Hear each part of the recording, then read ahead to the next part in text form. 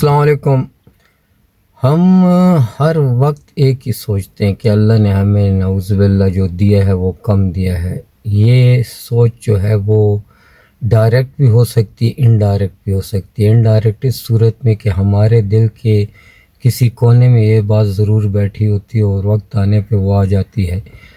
کبھی اس صورت میں آ جاتی ہے کہ یار دیکھو اس نے اتنی محنت کم کی تھی، اس کے پھر بھی نمبر زیادہ آ گئے، وہ کرکٹ کھیلتا رہا، میں نے بہت محنت کی۔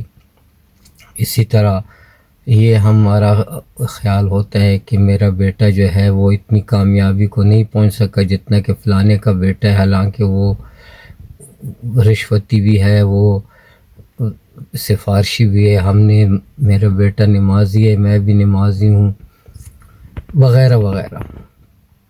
اب یہ سوچ جو ہے یہ بہت ہی نیگیٹو سوچ ہے۔ یہ ایک قسم کا آپ اللہ کی قدردانی پہ، اللہ کی وفا پہ آپ شک کر رہے ہیں۔ ایک چیز دل پہ لکھ لیجئے کہ اللہ تعالیٰ سے بڑا قدردان نہیں ہے۔ اللہ تعالیٰ جاننے والا ہے، دیکھنے والا ہے، سننے والا ہے۔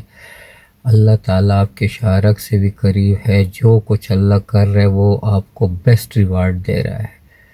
تو یہ چیزیں نکال لیں ذہن میں، یہ آپ کو گمراہ کر دیں گی۔ جزاک اللہ۔